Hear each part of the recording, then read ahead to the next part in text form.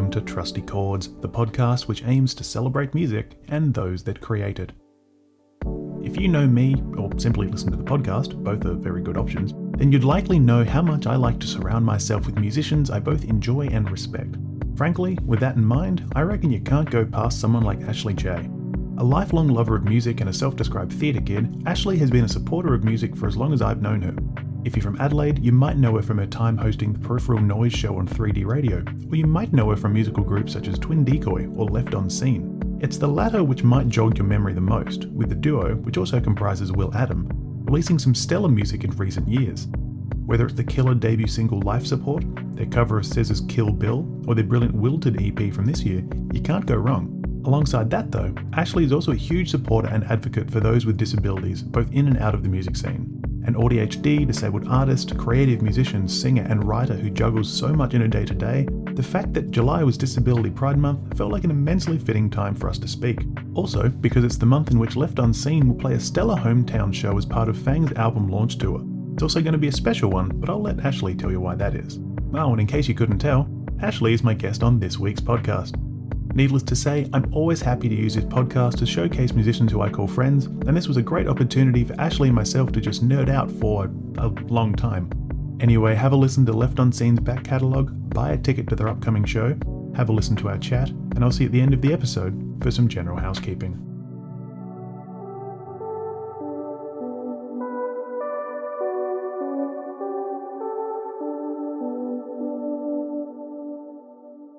Ashlea Jaye, thank you very much for joining this episode of the Trusty Chords podcast.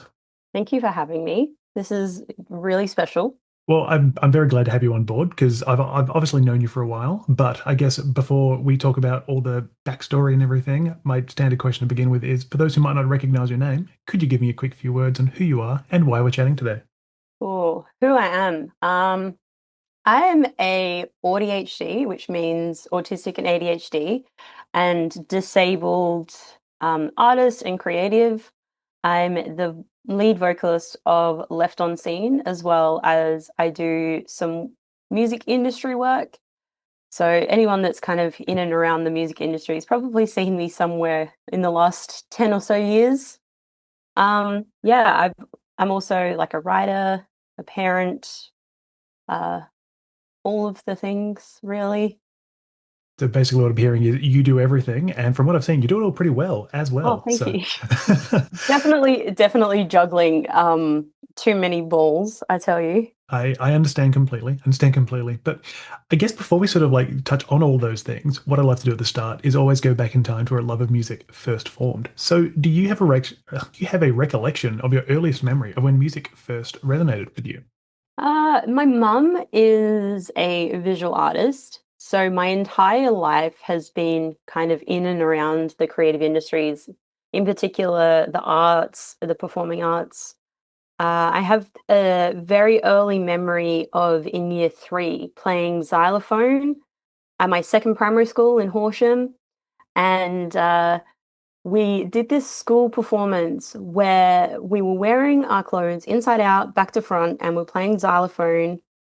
I think it was, I can't remember his name now, but he's a children's like entertainer. And he did the song with the, brush your teeth with bubble gum, Billy Peter Poppin' Coombe. Pizza. That's the one, Peter Yeah. Coombe. Yeah, so I did that in year 3, and then when I got into year 5, my teacher was the director of the local theatre company, and she saw that I was a bit of a drama queen, according to her and my mum as I got older, and saw that I would probably benefit from doing some musical theatre, somewhere to channel my chaotic creative energy that I've had from a very young age. And that's where I really got my start in performing. I've been in the entertainment industry since I was 8.5. I was a children's entertainer doing balloon animals with my mum, who was a face painting clown. But yeah, music and performing has been a huge part of my life for such a really long time. So it's like everything's kind of intertwined. So I have a lot of early memories that were quite formative. Yeah.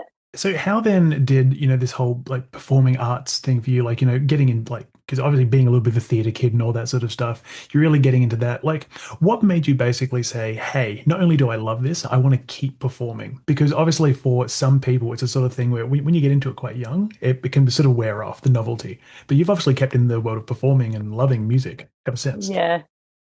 I was in the theatre company for it was 3 years, 3 or so years. In that time, doing other performances here and there. I got my first lead role when I think I was like 11 or something, 11 or 12, in a very small play. And then when I got to high school, because I was doing piano lessons really young, um, I've had a really good ear since I was quite little. And as I've found out as I've gotten older, I was a little bit of a savant when it came to music when I was little, but like no one told me that my level of skill for how little I practice was not normal. So I ended up in the advanced music program at the high school that I first went to. And from there, I really I went quite deep with music, but my first love was always performing in theatre. And being a musical theatre kid, they're kind of always hand in hand. I've always loved the theatrical, so I've been driven to a lot of theatrical bands, especially like the really old Aussie rock bands. I just remember growing up and driving interstate between Adelaide and Melbourne all the time to see family.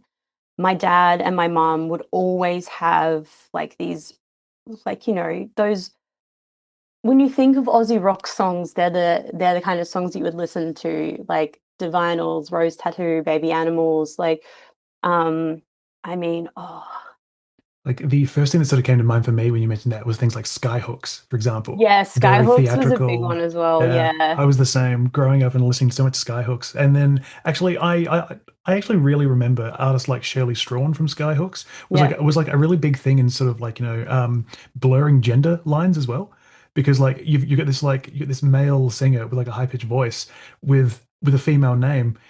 Yep. It took me so long to actually realize what I was listening to. Like it completely up what's the word I'm looking for? It upset the apple cart of normalcy, if you will. Yeah. And I feel Yeah. like that's a really big thing in like theater as well.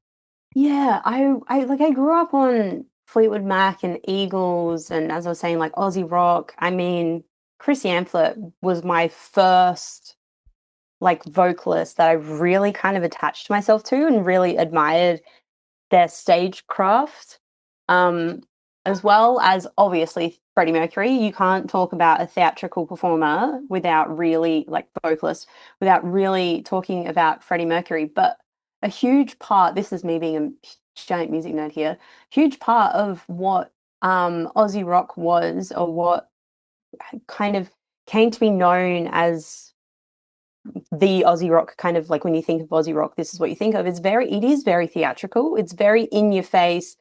I tell people all the time that Aussie rock is, yes, it's rock, but it's also like like OG Australian punk to me. Like the attitude that was there is very reminiscent of what you would think of when you think of punk music. I mean, bands like Blondie are punk bands, like original punk bands.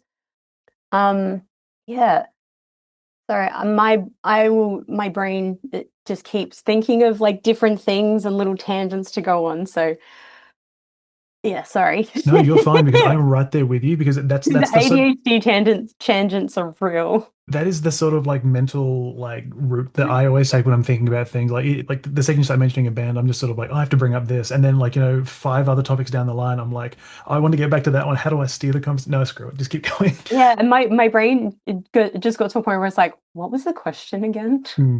I've actually forgotten the question as well, to be honest. It was something to do with like theatrical performance and everything.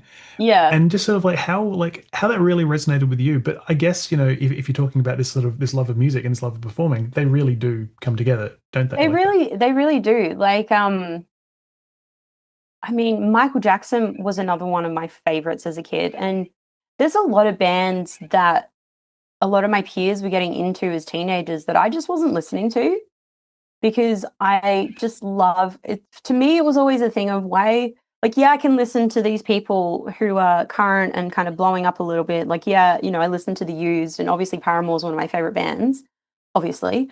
Um, but like, to me, I could always hear the influences in the music I was listening to. So I just kept going back to all of the classics. And I mean, being a theatre kid, my interests in genre are quite large. I mean, the list that I sent you is kind of like very much shows that. Mm. Um, but yeah, like again, I've forgotten the question.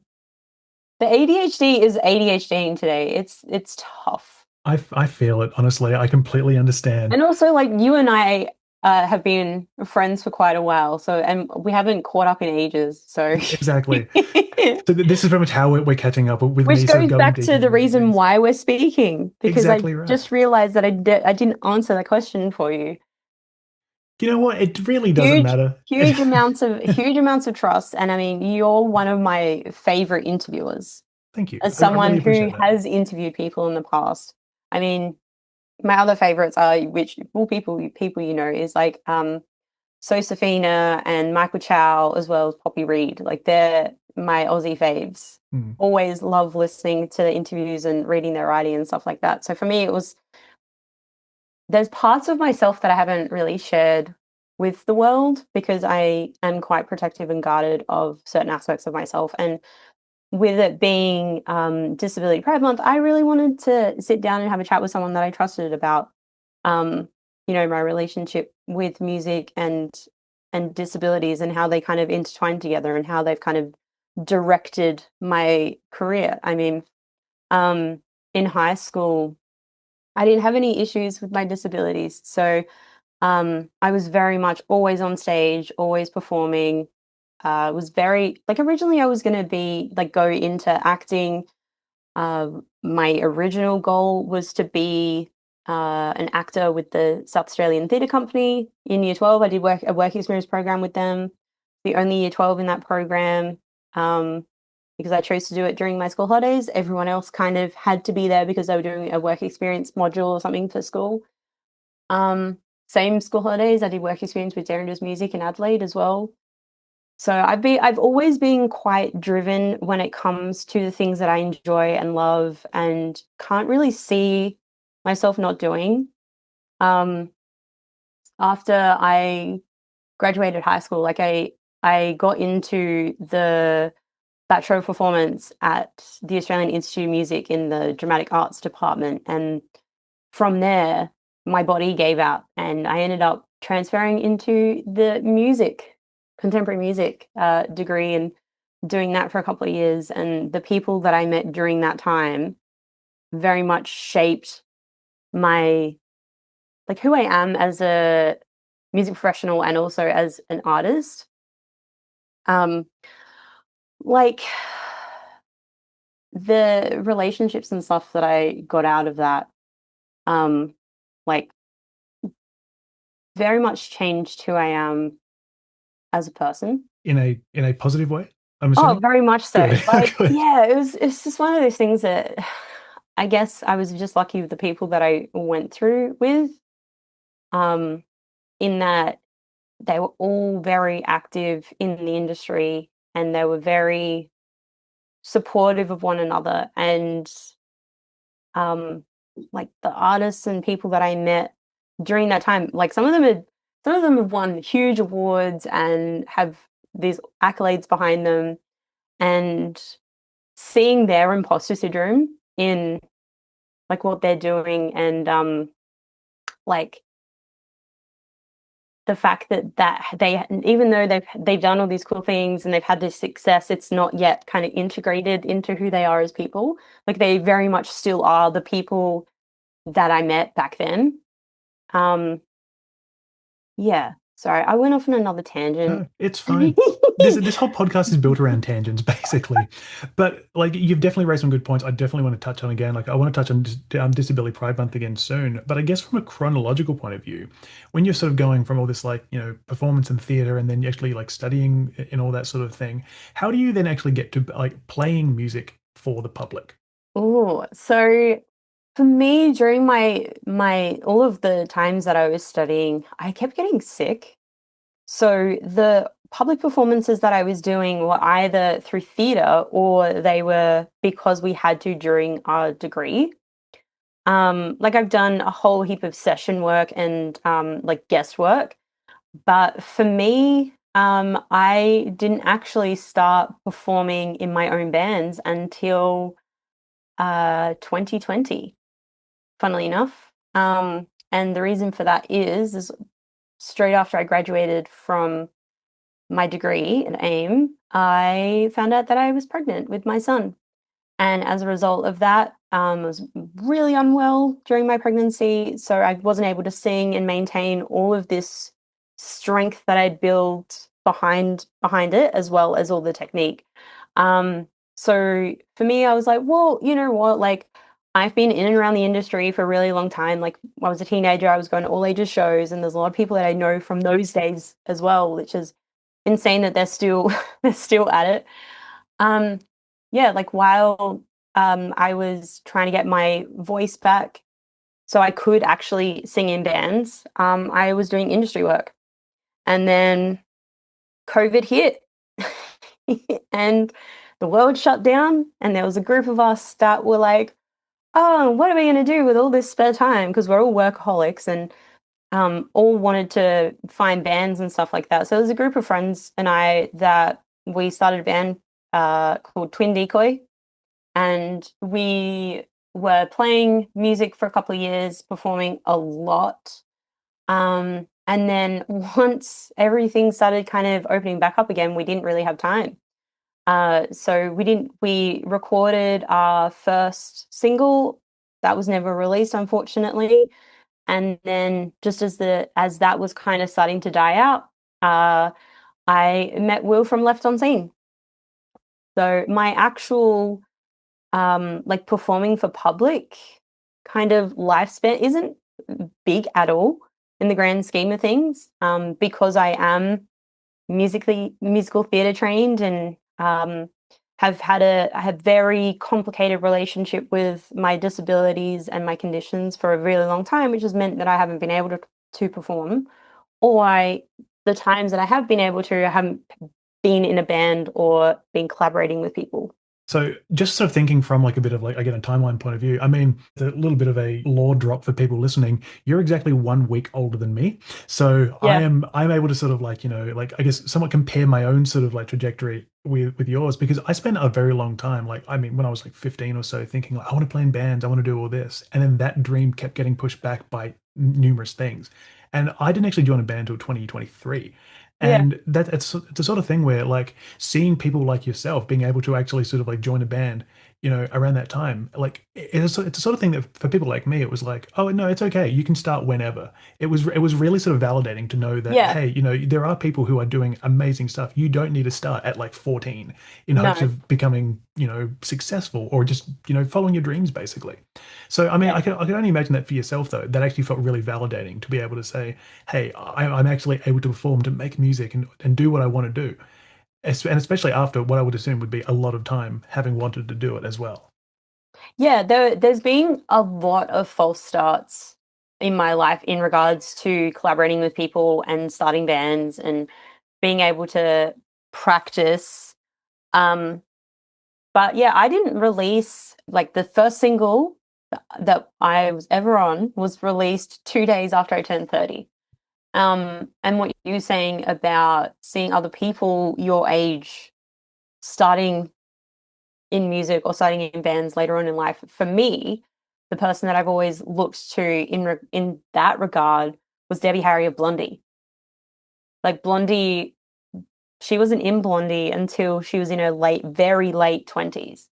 I definitely feel as though sort of like musicians like Debbie Harry, for example, I feel like a big part of their sort of image is like youthfulness. And I feel like that's something that is sort of like, Yeah. shown to the public and everyone's like, oh, she must have been really young when she started.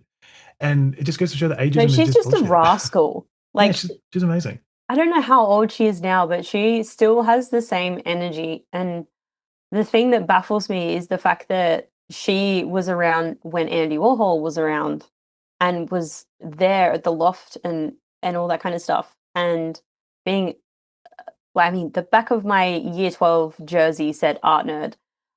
So being a bit of an art nerd, one of my favorite visual artists, or pop artists, I should say, is Andy Warhol, just because of the way that um, he really turned commercialism on its head and the whole like reproduction thing. Like you look at the Campbell's soup cans as an example, and then on the flip side of that, you've got like Banksy. Actually, just looking it up, Debbie Harry is 3 weeks shy of turning 80. And That is honestly, she's insane. doing an amazing job still. Like she's just such a brilliant performer. One of my favorites. Yeah, I mean, she comes across as one of those artists that will die on stage, basically. God forbid, but that is probably how it would happen. But you mentioned like the first single before, so I'm assuming that first single was that Life Support. It was. It was, and that I have to say is one of probably my favorite songs of that year. It is such a Oh, good thank you. song. Like it is a like to me, it is a perfectly amazing example of like this pop punk. Like it's honestly to this day. I don't remember the last time I listened to it. I find myself like humming it like probably once a week. That is how much I love that song. It is one of my favorites as well. When I joined Left on Scene, because I auditioned to join Left on Scene of like Easter Sunday of 2020 was when I auditioned, and I walked into that audition being like, this is my experience. These are my expertise. These are my contacts. If I join this band, we practice once a week. Like because of my ADHD and my autism, like I crave structure, but um and routine, but I also need like leeway. So it was like this is how I work kind of deal. And then I think they auditioned someone earlier that day. But yeah, from day one, it we got along really well. Um, and then the reason Life Support was the debut single is because Will had been trying to start this band for so many years, and nothing just seemed to be lining up when he needed it to. So Life Support was already half written when I joined, and then it was I think Will finished it off with a friend of ours, Benny Gillette. He's a Adelaide rapper. Benny's done some co-writes on a couple of Left On Scene songs, which has been really cool. And I mean, working with a rapper, uh, I feel it definitely gives you different lyrical, like ways of looking at writing lyrics and this different sounds of the words and how they kind of fit together in a song. So that was really cool, and I do think that is a huge reason why that song stands out. I mean, it is. I mean, like pretty much just been me saying that song's amazing. It's just so good. But I mean, but pretty much everything that Left Unseen have done is really great. And I mean, I just love your voice when you put it with Oh, music. thank you. It's such a great voice, honestly. But I guess the main thing I sort of want to touch on with Left Unseen is that it's I think it's equally described as what queer pop punk and what was the phrase rambunctious storytelling and theatrical nonsense. Yeah. So I feel like that is a perfect. That pretty much feels like a perfect way to describe yourself as well, doesn't it? Yeah. The tagline rambunctious storytelling, that part is a lot to do with Will as a person and just how he tells stories, and he has a very tongue-in-cheek uh sense of humor and is is a bit like he's a rambunctious person, really. And then the theatrical nonsense part comes from I feel like that is kind of like the best way to describe my stage presence is like it's a cross between I mean, it's real to me, it's really obvious that I'm a theater kid, like a musical theater kid by my stage presence, as well as the fact that I am such a fan of punk and like early Aussie rock with that whole like in your face, call the audience out kind of vibe.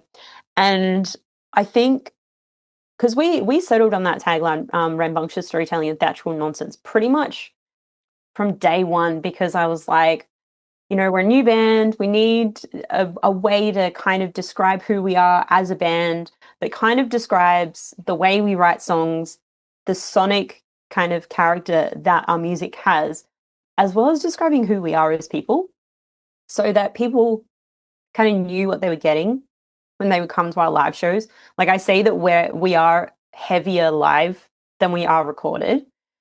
And that comes from my love of punk music and Will's love of just screaming all the time. So it's the sort of thing where the live show is really quite a surprising experience for anyone who's just heard you recorded. I think there's a lot of there's these tiny little this comes from having to do all of our like marketing and PR work. This is the first time I've been able to talk about myself in the first person. It's a very rare experience, isn't it? It's kind of nice, Yeah. but yeah, like there's these little like intricacies that I picked up being a musical theater kid, and I love jazz. Like I was always told you'd be a great jazz singer.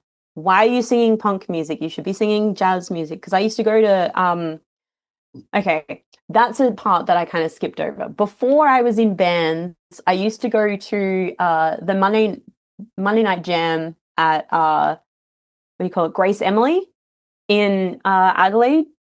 As an Adelaidean, you probably would be very familiar with Billy Bob's Barbecue Jam. Very much so, yes. Yeah, because I'm very much like I am a jazz musician in the way that me in my element is improvising on stage with a bunch of other artists. So I used to go to Billy Bob's Barbecue Jam all the time and just be a dickhead basically and get up on stage and just improv. And I was friends with a couple of people in the house band. So like I would get up and I would give them a count in, I would tell them the key of the song that I wanted to sing.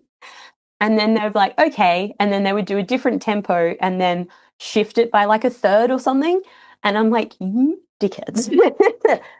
But yeah, like I like the way that when you're playing live, there's such an endless possibility of what you can do with a song.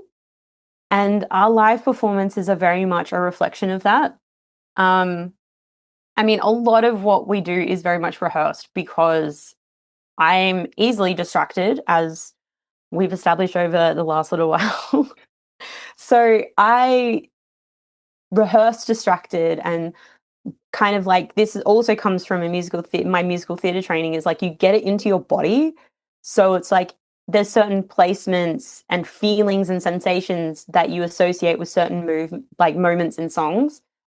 And my favorite part of playing live in Left on Scene has been jumping off the stage at every possible opportunity and getting into the crowd and then really leaning into the punk side of pop punk roots and getting right in people's faces and really interacting with the audience and just having a good time. So I actually recently, when my band played The Crown and Anchor only a couple of weeks ago, that was actually the first time I had played with a wireless guitar setup. And it was the first time I was actually able to get into the crowd. And it was such a It's noted addictive. it's such a noted difference. I mean, for one thing, it was great because like first time I played in Adelaide, like actually as a performer playing in Adelaide, and having so many people I knew there, like it was such a familial communal experience, which was amazing. But then to actually jump into the crowd, and I specifically heard this one friend of mine, I don't know why, it just seemed to suddenly go silent as I jumped in, and just hearing her go, oh. I'm just like, just hearing that, I'm like, that's the sort of thing that you want to get from the crowd. You want to Yeah. get them to sort of have that reaction where they're just sort of like, oh, amazing. And yeah, like, so again, I can imagine for someone like yourself who has this sort of addiction to the world of theatrical performances, having that sort of effect on people is just what you want, right? Oh, I crave that stuff. Like, um, with my theater side of stuff, like I was like a physical theater actor, like a comedic physical theater actor. So I learned how to stage fall when I was really young.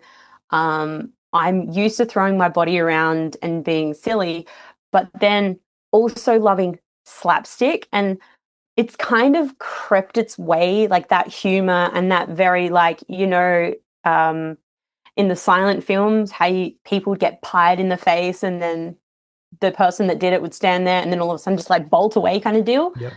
Like I'm very mischievous in the way that I interact with the audience. Like I remember when we last played the Crown and Anchor, we played with Sienna Skies, and it was a packed room.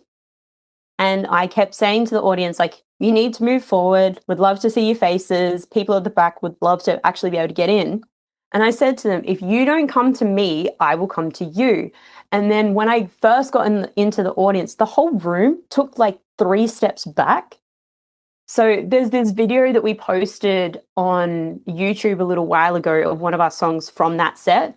And it looks like there's hardly anyone in the room because the whole room took like 3 or 4 steps back because they didn't listen in moving forward. So I was like, fuck it, I'm going to come to you and make you wish that you had have like moved forward. And then once I got back on stage and I was like, right, guys, like move forward or I'll be back kind of thing. Like when an audience isn't giving me what I want from them, I have no problems with like dragging it out of them. Because you would know this from performing on stage as well. Like sometimes you play gigs and the audience just gives you nothing. Yeah. They don't really give you anything to work with. So for me, when that happens, I just start bagging the audience out because then I'm having fun. Yeah. Which then means that I'm putting on a better show, which then means that they're like laughing and they're kind of in on the joke as well.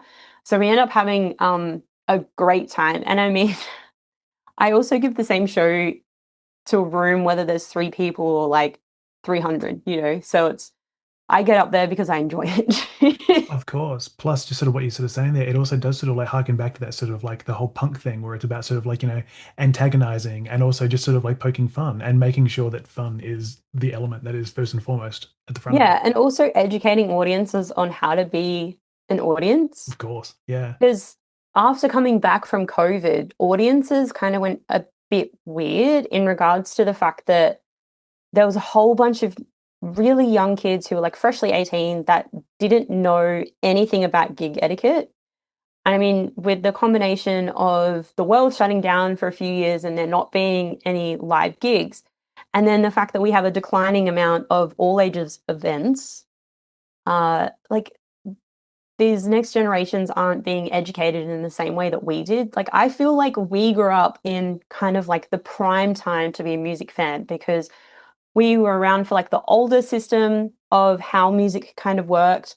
And then we were around for when the internet really took off and we were able to interact with our favorite artists in a new way. And the internet was a lot kinder and a lot friendlier. And now, like, everyone is kind of out there making more content than art, if that makes Yeah. sense. Which is why it's important to have folks like yourself actually, telling them this is how you go to a show. This is how you experience it. I mean, obviously there is no right way to experience music, but Yeah. it's a sort of thing where it's like, no, this is how it's sort of, Don't be a dickhead, don't be a basically. dickhead. Yeah. But this is how you should Yeah. sort of like at least try to engage with things a bit more. Don't just be a spectator, be someone engaging with the spectacle.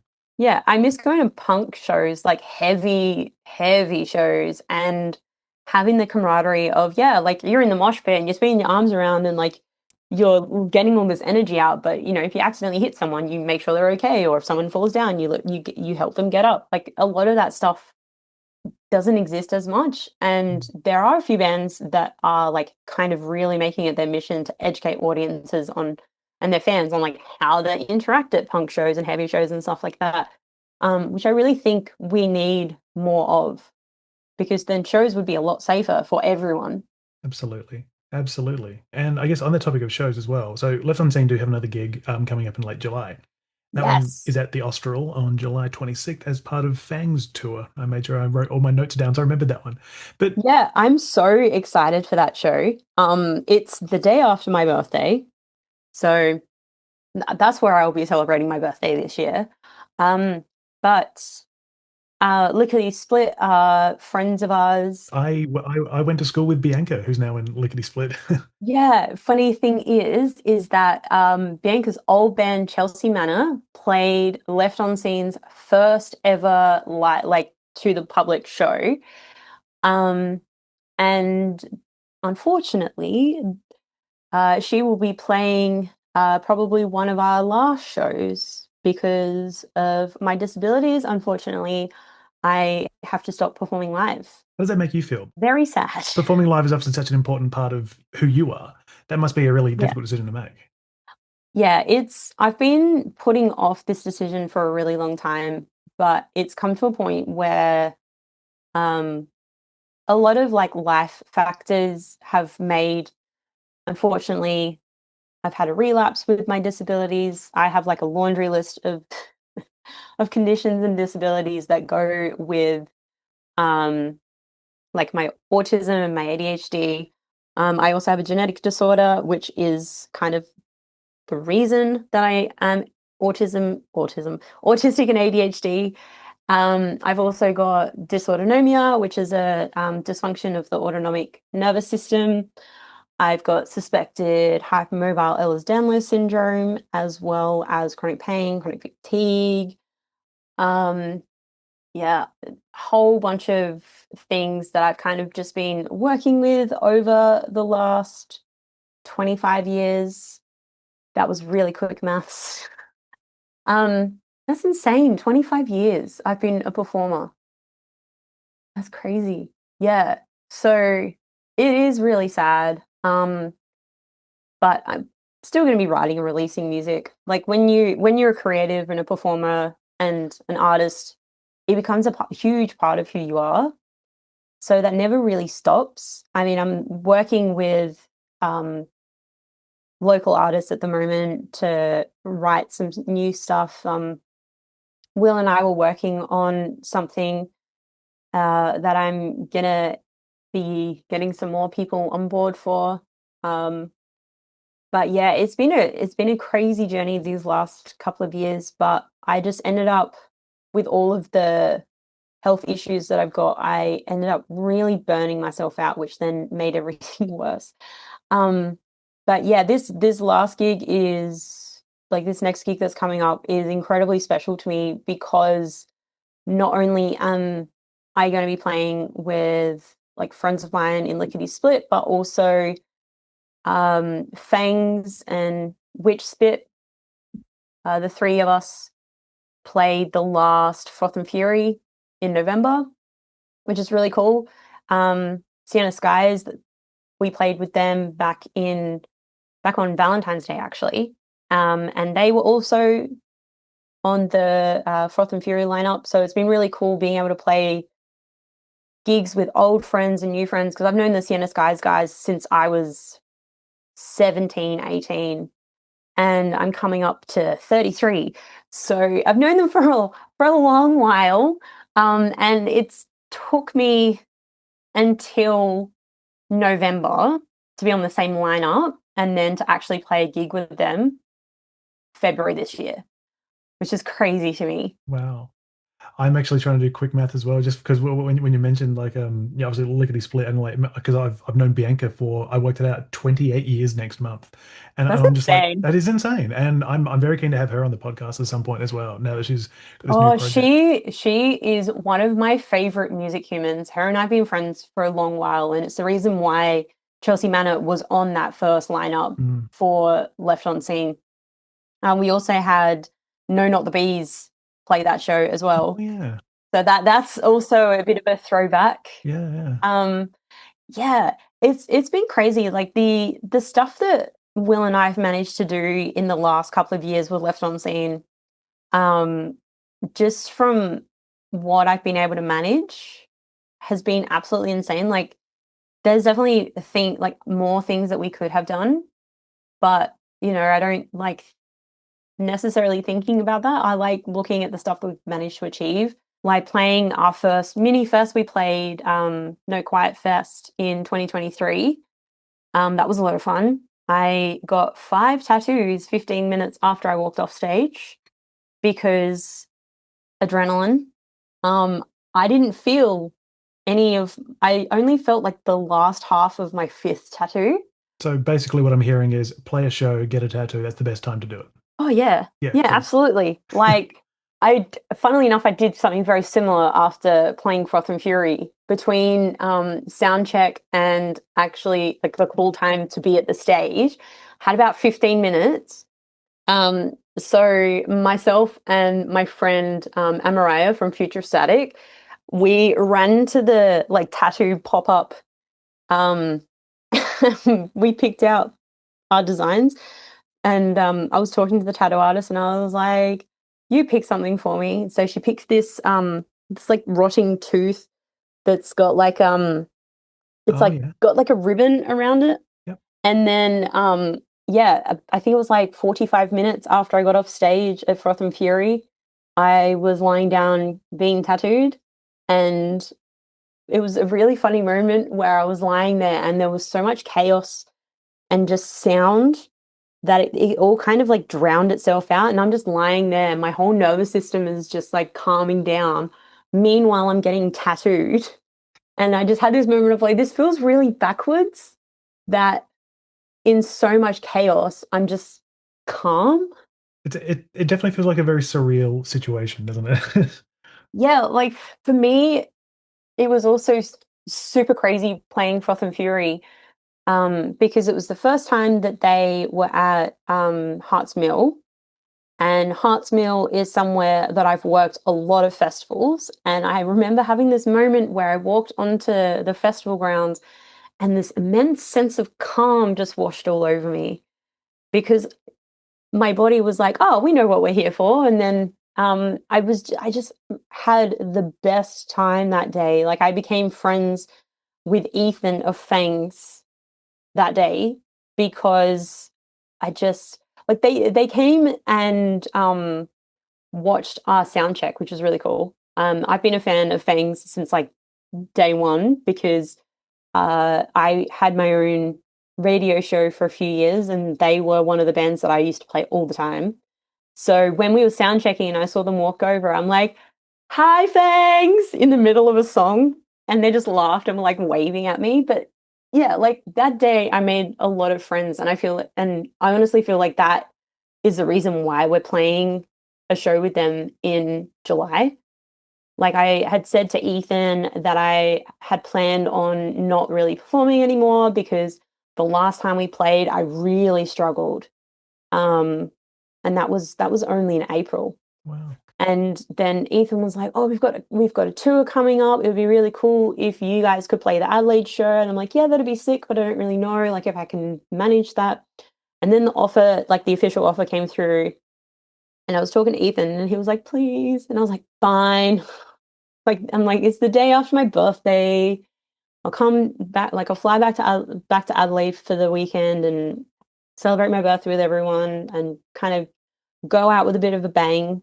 Um, Hopefully I don't hurt myself because I don't know what I mean. I was gonna say I don't know what it is, but I do know what it is. It's like I have like what's called as like stage health. So whenever I get on stage, the adrenaline just takes over and I'm completely fine, right? Um, and the polarity, like not polarity, the duality of me on like the night before I fly out is like I play this massive show where I'm jumping around, doing high kicks, all sorts. And then when I'm flying home, I'm having to be wheeled in a wheelchair because I can't walk long distances.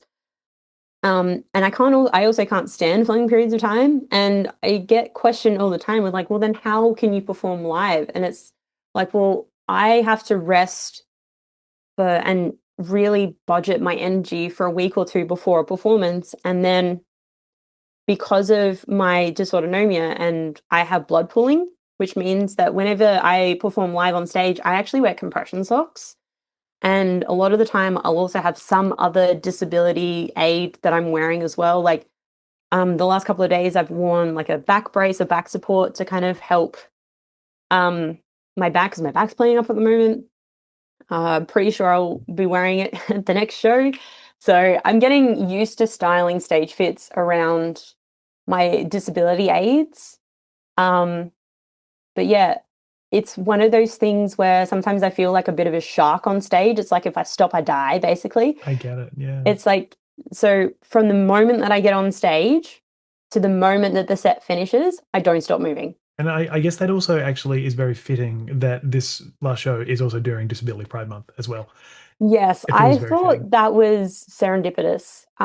Because, and also talking to you about having this discussion of me finishing performing and how my disabilities have very much directed my career over the years. I mean, if it wasn't for my disabilities, like I wouldn't be in music, Mm. as weird as it sounds, because my physical health declined. I ended up not being able to keep doing my theatre degree. So then I went, oh, well, like music has always been there. I'm really good at that. I'll just transfer into doing a music degree. And then that was it. For me, my ground zero of like starting to pursue a career in music started when I was 19 and a half. Whereas, you have a lot of people who, as kids, they knew that they wanted to do music as a career. For me, it was just being a performer and being on stage as an actor, whether that was doing like a theatre play or it was a musical theatre or it was some kind of performance. But music was never really, it wasn't my first choice, but it was always there. Like I've always done it. Like I picked up piano really fast when I was 9 and a half. And then proceeded to be dropped as a student because I was the best pianist that he had, that he was teaching, but I was also the student that practiced the least. So he got very frustrated with me. Understandable. It's just Yeah. because I have insane pattern recognition. As soon as I could um sight read, like even a little bit, I would pick up on the patterns in the music and I just could hear what was coming next. And I was never told as a kid that that wasn't normal. And I feel like if I was, I would have taken music more seriously at a younger age. But to me, it was just something I did and always has been something I've done. And like I've also have had to build my voice over the years. Like I'm not naturally talented as a vocalist. It is something that I've had to work at the entire time that I've been singing. Like I'm pretty sure I was horrible when I was 10. I'm definitely hearing like a lot of parallels between your sort of journey here and my own as well. This is why we're friends. Well, that's a thing because, like, I mean, I'm just thinking back to when I was like 6 or 7. I remember telling my parents, "Hey, I want to be an actor," and their response wasn't, "Yeah, let's do that." Their response was laughing at me. So that was very disheartening. And I just remember Yeah. thinking, okay, well, if that won't sort of be my, the future I want to be involved in music in some way. That's like my other passion. So I sort of follow that. And I mean, even just sort of now thinking about, like I mean, you talk about all these like lessons and everything. I didn't really do many of my lessons, but I would always like do really well. I just managed to sort of get through and impress despite sort of not putting in a lot of the work sometimes. And it's just that sort of thing where you just sort of like, well, you're following a passion, so you're going to sort of that's going to manifest in some way within you. If it's a sort of thing that's really fitting for you, then you're going. I feel like I'm rambling now, but but you're No, nodding, so I can see where you're I coming at. absolutely get it. Yeah. Yeah, like I find it is kind of common. You've got like half of the people you talk to will be like, yeah, like I knew what I wanted to do from an early age, and then you have the camp of people that are just like, yeah, I kind of fell into it. And for me, like I've wanted to quit music so many times because having a career in music is hard. And I feel like not a lot of people talk about the little details and all of the work that you actually have to do. I mean, artists these days are having to do way more work than they've ever had to. So it you just get burnt out really, really quickly, and everything is just really expensive these days. Like the fact that music is more accessible, like is the most accessible it's ever been, um, means that everyone can do it, but it doesn't necessarily mean that everyone can break through. If anything, like we're having less very like standout artists breaking through because of that. Pretty much everything just becomes like what's that sort of phrase? It pretty much feels like everyone trying to get through the same door at once because suddenly there's so many Yeah. more people and they're trying to break through into the I don't know the record executive's office and say pick me, but no one can get through because they're all just the same. and it just, yeah, it's a little bit sad, really. Yeah, It I would be nice to also, have a bit more uniqueness. in saying that, I do also think that is a reason why it took me so long to get into music in the way that I did in performing it, is because I did study. And often when you study, a lot of the time, the little, especially if you're a vocalist, the intricacies in your voice often get taken out because you're studying very specific genres. So you have to reflect each of those genres. So by the time you end up finishing, most of the vocalists all sound the same. And I mean, I've always had, my voice has never really been like a commercially viable voice because it is a mixture between jazz and like punk. So I remember being at uni and seeing all of my friends getting jobs and not understanding why until I graduated, and then they were all still doing like commercial jobs but were struggling to find a band because they sound like everybody else. Yeah. And then as soon as I decided that I wanted to join a band, it was really cool because I was able to bring all of the different unique parts of my voice into what I was doing. Like Twin Decoy, it was this it's really funny because I like to say that Twin Decoy was inspired by late Paramore, like the Pedals for Armor era kind of Hayley Williams Paramore, and then like Left on Scene is more influenced by super early Paramore. And I think for me, they're a band that um has really grown over the decades and is a reason why they're one of my favorites.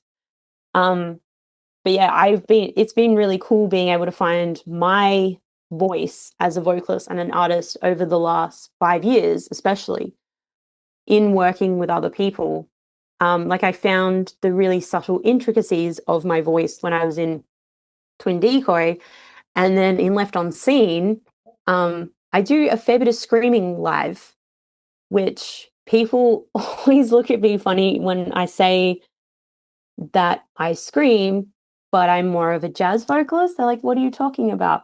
But when you actually listen and look at a lot of the early jazz artists, they use all the imperfections in their voice to their advantage. Like if their voice cracks, they lean into it and really push it. And there's so many different sounds that jazz vocalists make. And especially, I mean, Louis Armstrong has this incredible timbre in his voice because he's a trumpeter, and just being able to pull all of that from my jazz and like musical theater, because musical theater is all character acting as well. So you've got to play with the different timbres and the different textures and the distortion in your voice. And I remember when I screamed live for the first time, it was because I was trying to look after my voice. And there's a certain kind of like scream and spot in my voice where if I just let it go, it just kind of naturally distorts itself and is, like the typical kind of punk yelly scream thing. And I did it at the end of Life Support, which used to be the song that we would end on. And it was our second ever live performance. And it was like, it did the whole, it's all right, I'm okay. Oh, wait, all right, I'm okay. But a memory. Yeah, so the part where I go, I just want you by my side, it came up with like this big like, I just want you by my side. And I'm like, I got off stage and I was like, the fuck was that? And it Amazing was is what it like, was with the sounds of it. yeah, people were like, how the fuck did you do that? And I'm like, well, it's a jazz like vocal preservation technique where you just kind of relax everything, and I just let my voice adjust into like a better placement, and that came out. And then because of that, when I've gone to work with people who teach people how to scream, I've picked up things that they've given me really quickly, which has now led into the music that I work on now has a lot of screaming, but it's not screaming for screaming's sake. It's screaming because that's what the emotion in the song calls for. Like I look at it in a very like musical theater way, where in musical theater, you have to have a reason to break into song. So for me, when I think of having screaming, because screaming is such a physical thing, I don't want to have to do it all the time because I don't want to have to do that live all the time. So whenever an emotion calls for it, I'll scream. And it's the same with when we like play live. I get really caught up in the song, and then all of a sudden it's something really angry, and I'll just, instead of singing the part, I'll scream it, because it also helps with my vocal placement. Right. That makes a lot of sense. And also actually just how you mentioned like the jazz vocalists as well. I've been listening to a lot more jazz lately. Just I mean, for one thing, I've always loved jazz. I've been listening to a lot more of it lately, especially just how you was talking about like a lot of imperfections in jazz vocalists. Because I mean, I play in a band. I've also played like solo my own stuff for years, but I hate my voice. I despise my voice so much. But listening to jazz, it's the sort of thing where you're able to sort of be like, look, there's beauty in the imperfections. There is Yeah. that like you're always going to find someone who likes what you're putting out there for some reason. Yeah. And I think that's a really important thing that like a lot of young musicians need to sort of be able to understand as well. Like going back to what we were saying about how people's voices tend to sound the same if they're being trained. It's like Yeah. you need to sort of know that that isn't normal. It's sort of like normalcy is different, and I think that is a really good way to look at it. That's just me though, but Yeah. Well, I also approach music because I am a very academic brain. I learn all the rules and then break them all, basically. I mean, you talk to any jazz musician, they will tell you the exact same thing. Is you learn the rules and you learn like the jazz harmonies and stuff like that, and how you voice your chords, and then you go, okay, now that I understand that, now I can be more purposeful in my choices, which is where I think more interesting music comes from. It is having that understanding and then kind of um breaking those rules, as well as um, having a thirst for, like, having a healthy dose of curiosity and a thirst for knowledge. Like, you don't have to understand everything to like something either. Like, you could just be like, oh, that sounds really interesting. Like, yeah, it is cool to understand what is going on, but sometimes it's like the imperfections are the interesting things. Like, if you listened to the jazz vocalists and they didn't have the imperfections, you wouldn't be able to distinguish who they are. And like, they didn't have auto tuning or anything like that back then. What you hear is what you get. And that's why, me personally, I prefer listening to jazz on vinyl, because that's how it's recorded. And you can hear all of everything in the vinyl when you listen to a jazz vinyl. and then even the Um, imperfections in the vinyl itself when you're hearing because you're hearing the yeah, pops and crackles, it all adds to the experience. yeah. And I mean, the flip side of that too is that uh, if there's, for example, our band, it's like, well, yeah, there's a whole heap of pop punk bands out there. How are you different? And it's like, well, we're different because we're doing it. Mm. Like, everyone brings their own way of doing something to what they're doing. So just because someone else is doing it doesn't mean that you shouldn't. Like, you are the point of difference yourself. And Yeah, I think, especially with vocalists, like, instrumentally, you can sound similar to someone else. Like, we live in a world where music as we know it has been around for a very long time. We only have a certain amount of notes in our scale. We only have a certain amount of chord combinations and what sounds nice to our cultural ears. So of course something is going to sound similar to something else, and everyone's inspired by everyone else. of course. Like, half the time I don't know where I get something from. I'm Yeah. like, I just know, like, this thing that I heard ages ago, and then you use it, Well, I you felt that know? actually, I feel like that serves as a really nice segue to actually what would be the last section of this podcast, like talking Yes. about influences and everything. So, I guess for the listeners and to give a bit of explainer, a trusty chords, it sees me follow the 1, 3, and 5 structure of a standard chord, and I ask about one artist that's been impactful, 3 albums have influenced you, and 5 songs you can always turn to. So, you have given me your answers ahead of time, so I've had a chance to see them, but who is your what? Actually, you know what? You've given me some honorable mentions for your one artist. So, who are your honorable mentions that you've given me here? So my honorable mentions are artists that I have spoken about already. They are Freddie Mercury and Michael Jackson. Mhm. Freddie Mercury, because he was incredibly bold with how he existed in the world, as well as his advocacy towards the end of his life, his love for cats, his theatrical performance. Just, he was a wildly misunderstood person.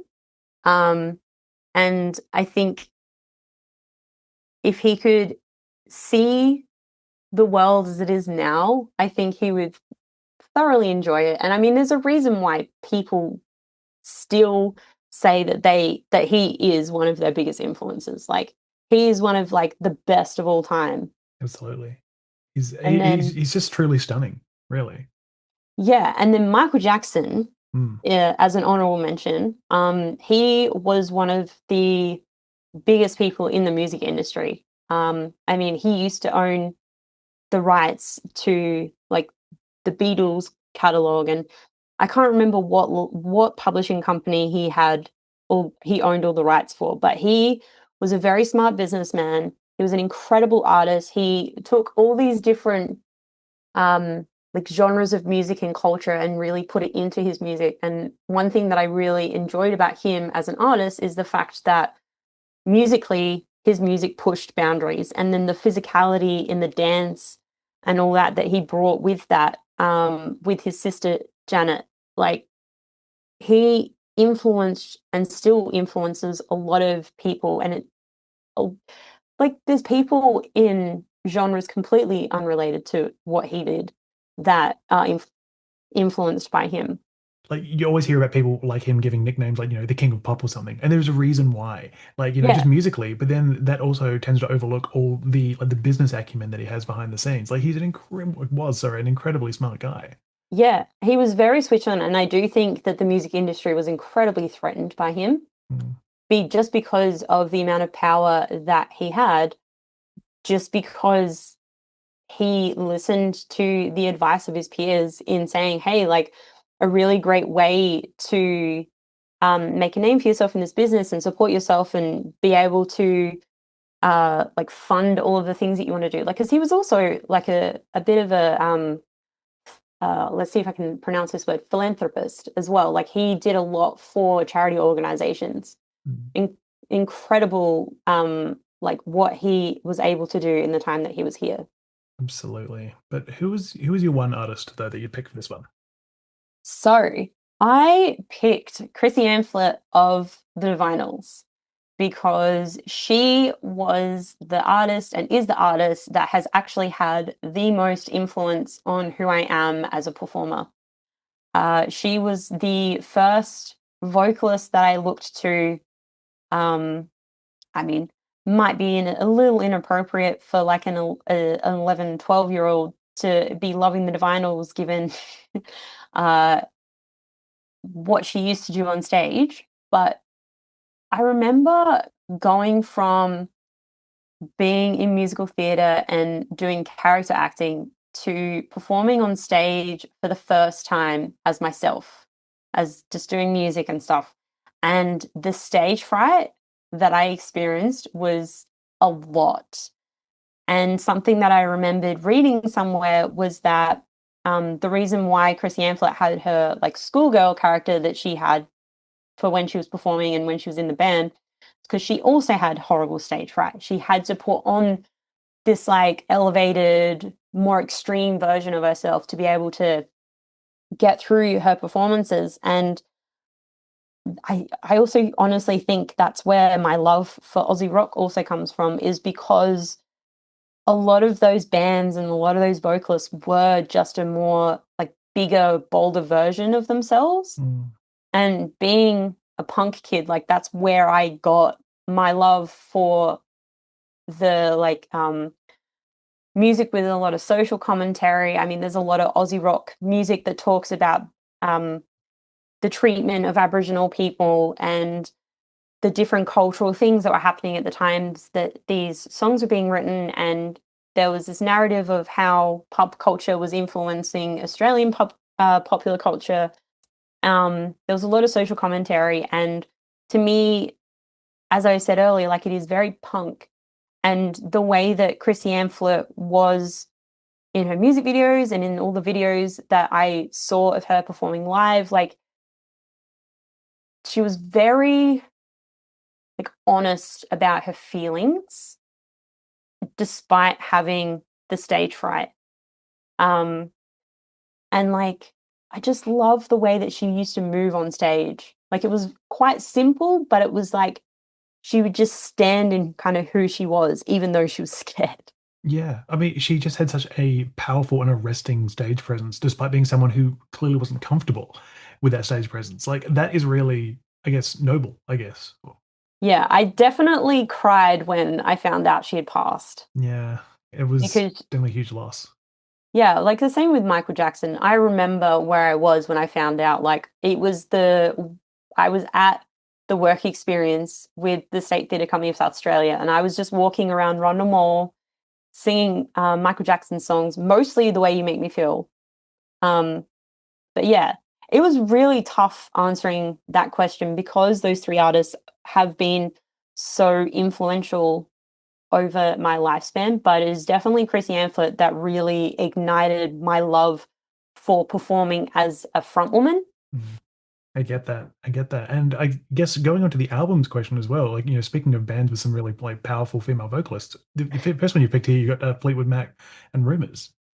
Yeah, so that album has always been really important to me. Like it's gotten me through some incredibly rough times. And I mean, I was brought up on Rumors, having parents who loved Fleetwood Mac. Like it was one of their favorite bands. But yeah, Rumors, the story surrounding that album will never not be funny to me. Um, and like it's like the epitome of band drama, and you can hear it in the music.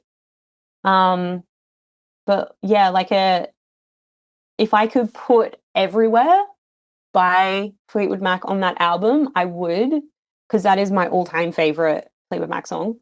Um, yeah, just that album has always stood out to me. Um, and I mean, oh, what's the song? I can't believe I'm blanking on it. It's the no, I just have Everywhere going through my head while I'm trying to. It's on the album. It's my Dreams. Oh my God, how did I forget that name? So, Dreams was one of the songs that I used to sing at the jam night all the time. Um, just because it's Stevie Nicks has always had this like witchy, like enchanting vibe about her, and it's something that I've always found really amusing, but it's like also the way that she sings kind of draws you in. Mm, And the way that she's been recorded, like both of the female vocalists in Fleetwood Mac, like you can hear the imperfections in their voice, which is why I think this is one of my favorite albums, is because you can hear the emotion and the drama surrounding that album in the music. And like it's just one of those songs where you can lie songs, one of those it's just one of those albums where you can just lie in bed with your headphones on, lights off, and just listen and soak everything in. I mean, I've experienced incredible amounts of loss, and whenever I'm feeling really big, intense emotions, I just listen to Rumors. mm. Honestly, It's such a healing album, isn't it? Which is sort of ironic considering all the I drama that know. was around it. But also, I love the fact that the drama just lasted for so like the drama is still being felt today, Yeah. like with Stevie Nicks and Lindsey Buckingham. I mean, Yep. I also really love how there was that resurgence of the song Silver Springs, which was not on the album; it was written for the album, and that performance in like '97, where it's just Hmm. Stevie and Lindsey just like icy cold stares. It is that's like one of the all-time performances. I love it. And it's like the fact that they're singing about each other and they're on stage and they can look at each other. And it's like you hear about all these bands that don't get along. To me, that baffles me a bit, like Oasis. Like, yeah, but it's always fascinated me the story behind that album, but I do think that is why the album is so good. Mm, It very much takes you on an emotional journey and kind of nurtures you emotionally as you're going through the whole album. To me, it's one of those things where yeah, you can listen to just one of the songs on the album, but you really got to listen to the whole album to get the full experience. I agree. I agree completely. And speaking of experiences within albums, the next one we have is Pedals for Armor by Hayley Williams. Amazing. So this album was incredibly influential to me because I've always struggled to articulate the kind of music that I wanted to be making at the time. And Hayley Williams has always been an amazing lyricist and storyteller. And when she released Petals for Armor, the release strategy that was used from like a industry nerd point of view, releasing the album in chapters really helped to tell the story of the different aspects and chapters of her life and the different emotions that led each of those songs. Another reason that I really like this album is because, I mean, her experience with her recording contracts and the fact that, you know, she's the one that signed the contract, she's the one that is really the one that has the record deal and all that kind of stuff. To me, it seems like this was kind of, I don't know exactly whether this was a part of her obligations or whether it was just something that she needed to do in order to heal parts of herself. Because I do know that that is a reason why she released Petals for Armor, because she needed to write, she needed to work through a lot of what she does in this album, which is another reason why I like it, is because it's really giving her fans an inside look into her personal journey and the things that she's experienced. Like she is quite open with her fans and the public about certain parts of her life, but there's a song on there that talks about um realizing that she's falling for a friend of hers, not wanting to fall in love with this friend. And then there's talks of um, like seeing someone that she really loves, like be with someone else. And there's just these incredible stories that she tells, but then sonically, the different genres that she pulls from. I mean, you can definitely hear the like Michael Jackson influences in After Laughter, and also in Petals for Armor, you can hear a bit of Blondie. Like, I really like the way that she just has been able to explore different parts of her voice and the different genres and the things that she loves. And one thing that I really like is the fact that now that the obligations are finished, she's doing all these side quests Hmm. and being able to really show off the different things that she can do. And I mean, she's a very collaborative artist who was kind of limited to what she could do because of her obligations to her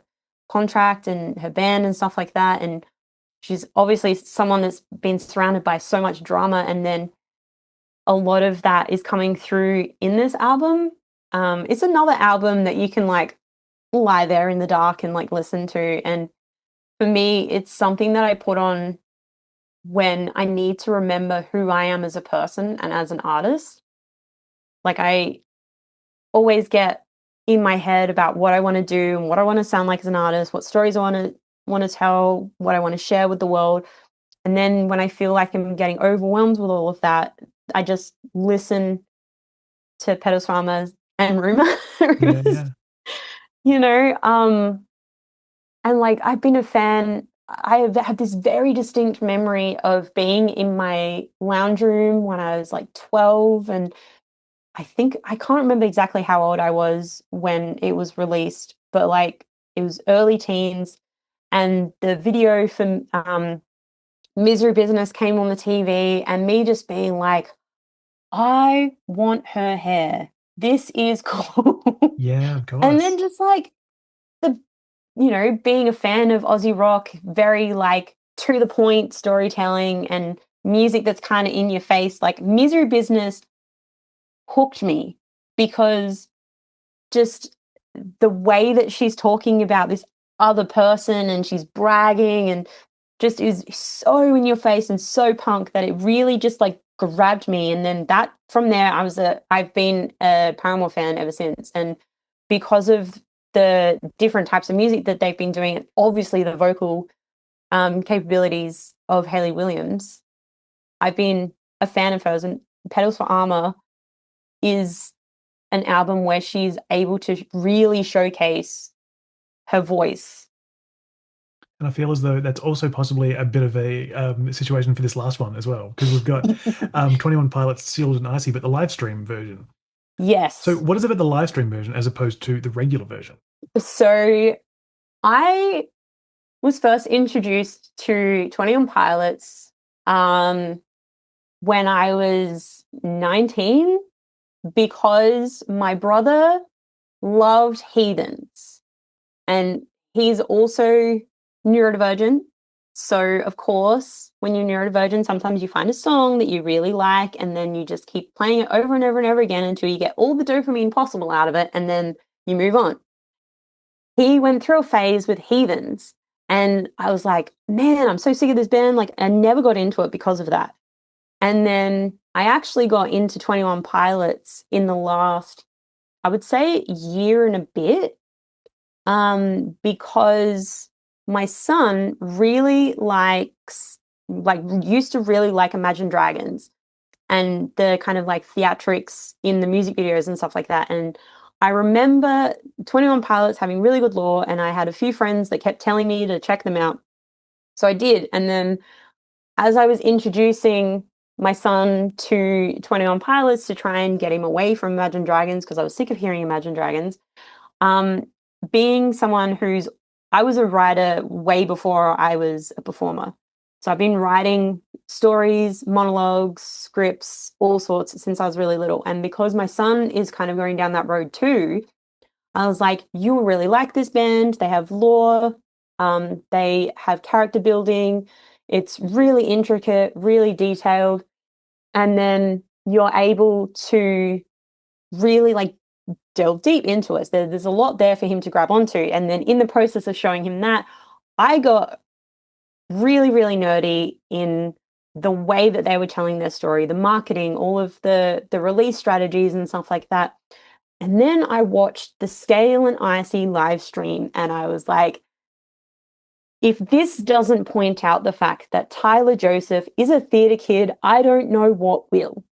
Because the Scale and Icy album, where it fits in the lore, is like, also I'm only like a surface level fan when it comes to like the lore stuff, but it's really exciting and interesting to get amongst it. But in the lore, like the Scale and Icy album is like the pop album. It's like he's being captured. It's propaganda, doing the whole a bit like Fake Happy, where it's like, don't worry, everything's fine, kind of thing. Like and Fake Happy in Hard Times, yeah.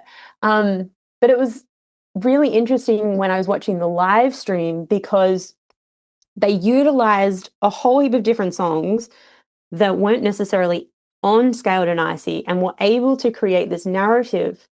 And the reason they put the live stream together is because Scaled and Icy was released, during lockdown and all that kind of stuff, and the peak times of COVID. So they weren't able to really tour the release a whole lot. And they missed performing and they wanted to give back to their fans. And the live stream is very theater-like. All of the instruments were live. They moved between different sets, and just that album got me through a really stressful time where I was in a lot of self-doubt. I moved to Melbourne back in December, and in the couple months leading up to that, I was kind of second guessing whether I was making the right decision or not, because I was moving my entire life, not just myself, but also my son, interstate. And there were moments where the negative self-talk were really loud and I was really upset or really stressed about things because so many things just weren't lining up, even though I was trying my hardest. And the way that the album, like the live stream album, is able to tell this whole story, and it's like really sad, but then there's this moment of like triumph right at the end. It really was I was really able to process any negative emotions that I was experiencing at the time and any self-doubt. And that album really is another album that takes you on a journey to help process a lot of that. And then with the moment of triumph at the end, you're left feeling really good about yourself and about the story that you've just been a part of. And so I think from like a listener's point of view, like it's really good for complex emotions, and I can understand why their audience is mostly neurodivergent because the narrative that 21 Pilots has and the story that Tyler Joseph tells is very reminiscent of the neurodivergent experience, and the live stream very much emphasizes that. So like the visual side, the visual aspect of it, like you can get a lot out of that, but even just listening to it, you can still get the same level of story from just listening to it. Mm. So it is an album that I go back to quite a lot now. Like if you had to ask me what, my albums were like 6 months ago, it would probably be different albums,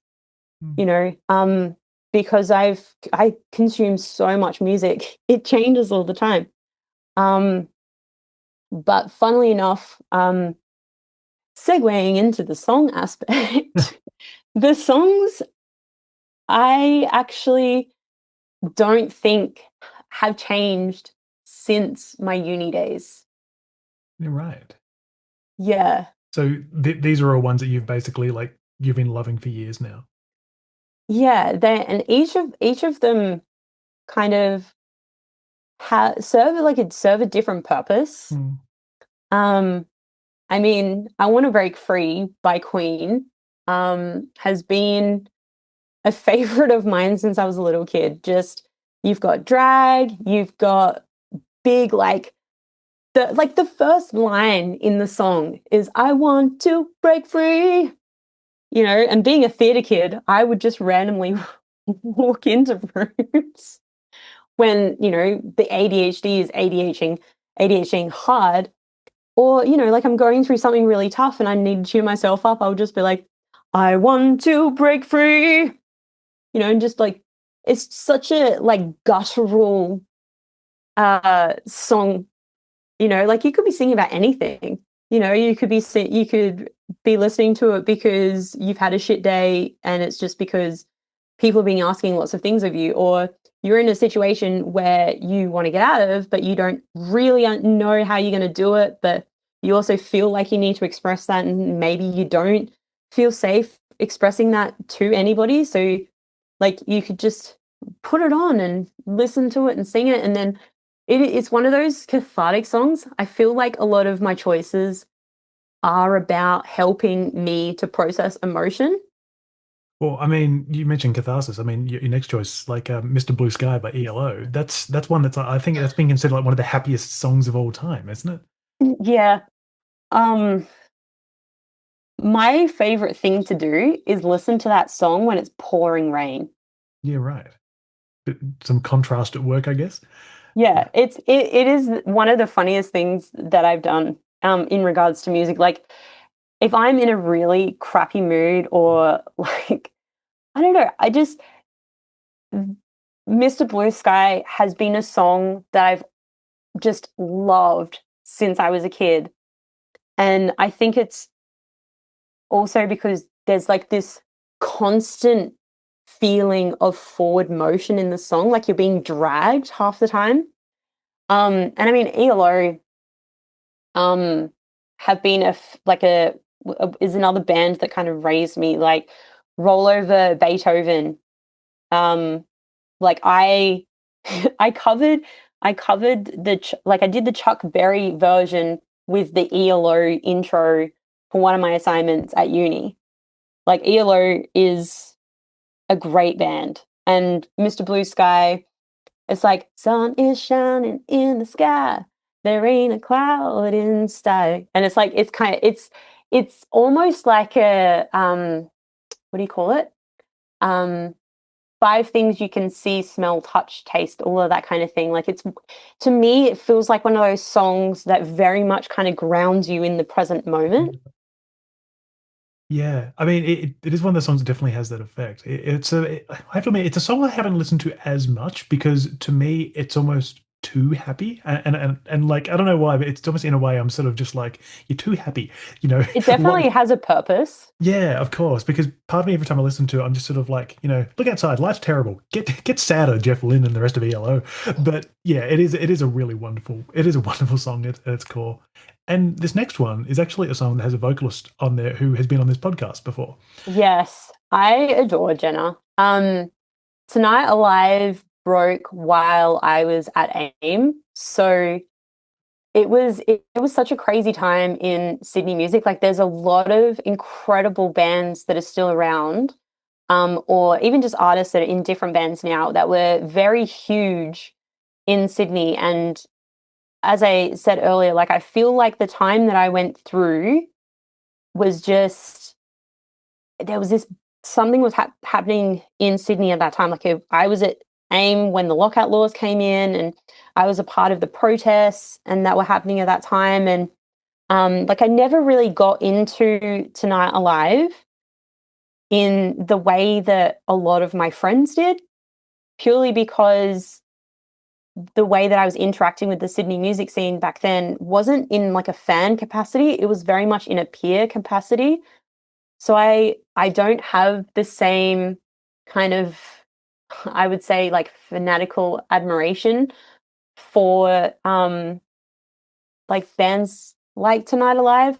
However, I have been blessed to spend some time with Jenna at different points over the last couple of decades. Um, Most notable being able to spend the week with her and Emmy Mac, and Lauren from Auratech at Big Sound a few years ago, and just the humanity that that woman has, and her like genuine love for other people, especially like other women, and building them up and supporting them. Like, when she released Temple, I remember feeling like I'd never felt more seen in my life, because Temple is about like her relationship with chronic pain at that time. Um, and like, I remember this day where I was in such like so much pain, and I was just kept thinking to myself, like, why do I need to be in this like, I don't why I like I feel like I shouldn't have to be in this amount of pain. Like, I do everything right. I look after myself as much as I can, and I'm still in this level of pain. And then um I remember thinking, oh my God, like, there's this song by Tonight Alive called Temple, and the chorus in Temple is, I do not think you heard me when I said, my body is a temple, tell me why it hurts like hell. Like, just being able to feel seen in an experience that is not really spoken about.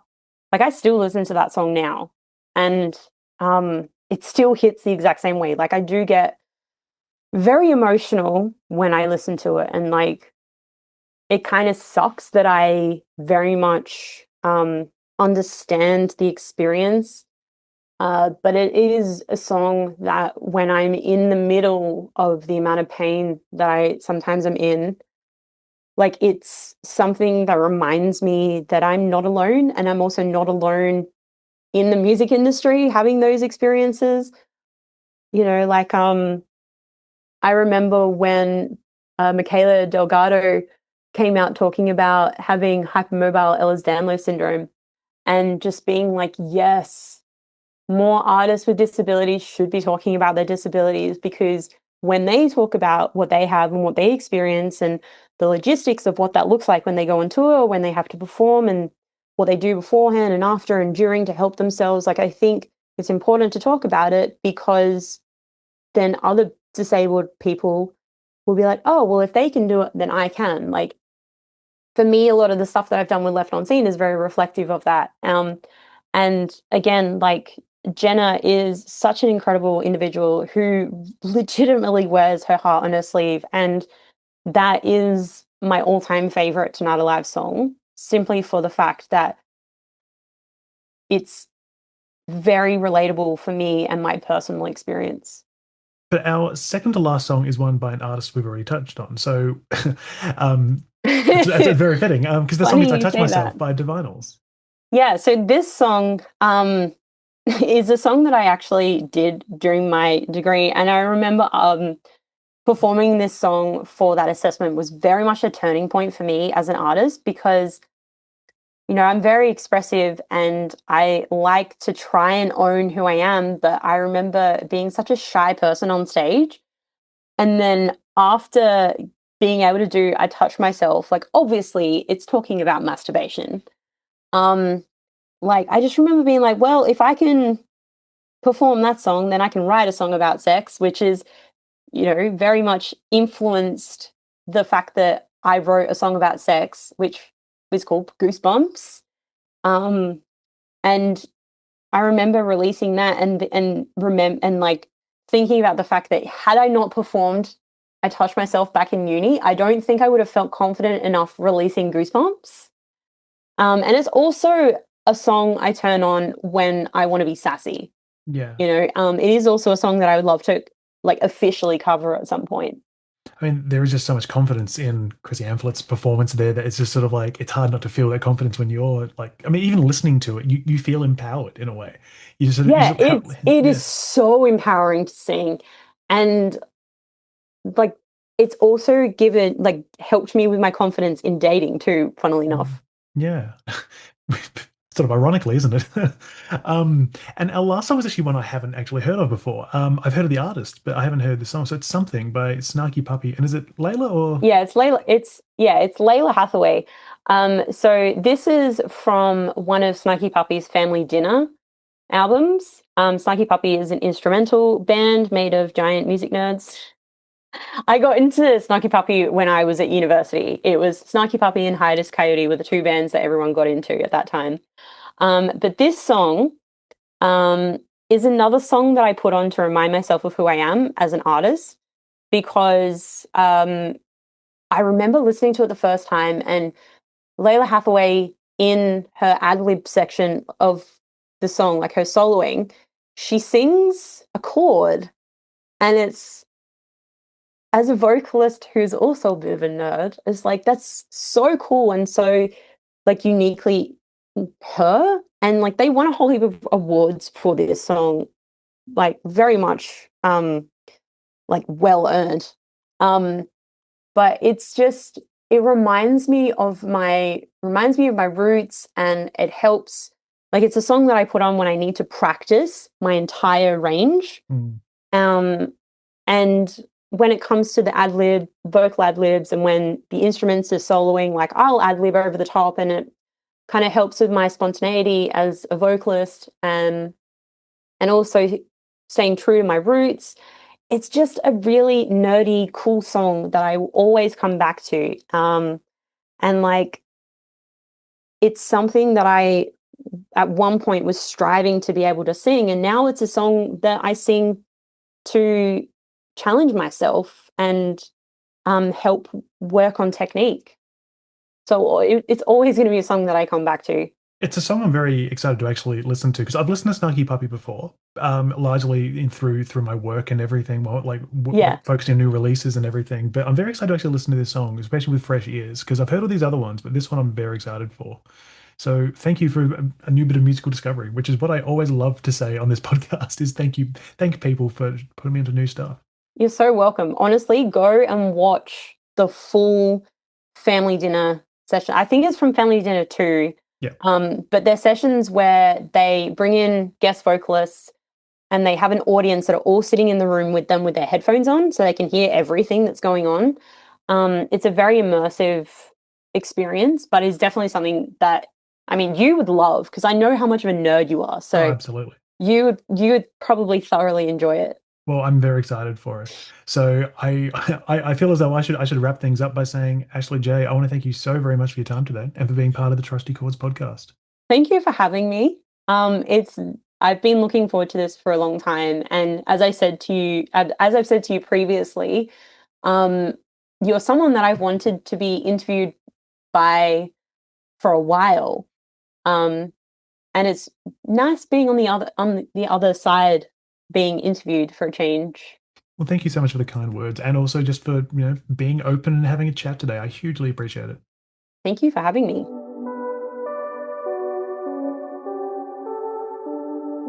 Thank you for listening to Trusty Chords. If you listened to this episode and enjoyed it, I'd really appreciate it if you were able to take a few moments to like, follow, share, and review this podcast on your preferred platform of choice. As always, no obligation, but I'm forever grateful if you do. As always, I'm over on Instagram and Facebook at Trusty Chords Podcast, all one word. I've also got the blog on my website, which is tylerjenke.com. That's tylerjenke/Trusty Chords Podcast, all one word. That's where you can find a list of all the songs chosen by my guests each week, along with a playlist of all the songs chosen thus far. You can also find a link to the Buy Me a Coffee platform, where you can throw me a few dollars to keep this podcast running, if you feel so inclined. I also need to thank Ashlea for spending her time with me this week for the podcast, and I don't need to thank anyone for organising this chat this week since we just connected over social media. Thanks, Ashlea. But once again, thank you kindly for listening, and I hope to see you all again next week as I continue to celebrate music and those that create it.